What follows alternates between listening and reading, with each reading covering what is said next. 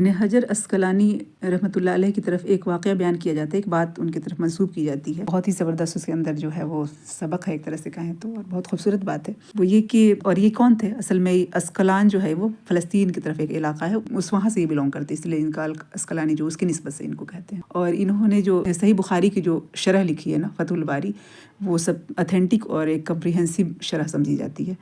یعنی اس میں شمار ہوتا ہے، اور ایک بہت بڑے محدث اور فقیہ ہیں یہ۔ اور ان کا معاملہ یہ تھا کہ یہ اللہ کے متقی بندے اور نیک، اور جیسے دین میں بھی ان کا ایک مقام و مرتبہ ہے، اور دنیا میں بھی اللہ تعالیٰ نے ان کو عزت اور شرف اور مقام دیا تھا۔ یہ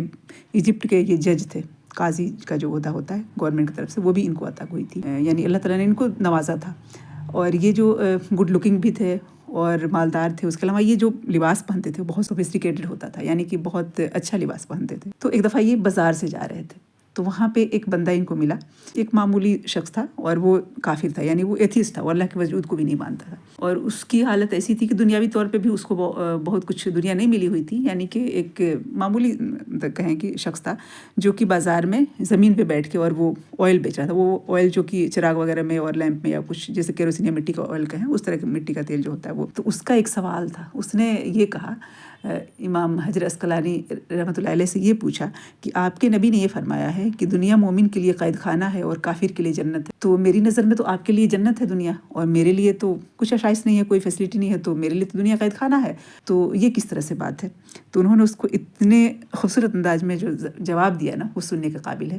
انہوں نے اسے یہ فرمایا کہ دیکھو، میں جو اللہ تعالیٰ سے جس اجر و ثواب کی امید رکھتا ہوں اور جس کے لیے میں کوشش کرتا ہوں اور توقع رکھتا ہوں،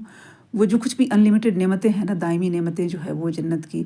اس کے آگے تو یہ کچھ بھی نہیں ہے۔ دنیا کی نعمتیں جو ہے نا، بالکل میرے لیے قید خانہ ہی ہے یہ، یعنی یہ تو ایک لمیٹڈ چیز ہے، اور اس کے علاوہ یہ ختم ہو جانے والی چیز ہے۔ اور پھر اس نے اپنے بارے میں جو بات کہی تھی نا، تو اس کو یہ بتایا کہ کافر کے لیے جو عذاب ہے نا آخرت میں،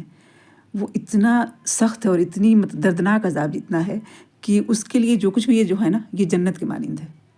تو اس بندے کو یہ بات سمجھ میں آ گئی اور وہ رونے لگا، یعنی اللہ نے اس کا سینہ کھول دیا اسلام کے لیے، اور پھر اس کے بعد اس نے کلمہ شہادت پڑھ لی۔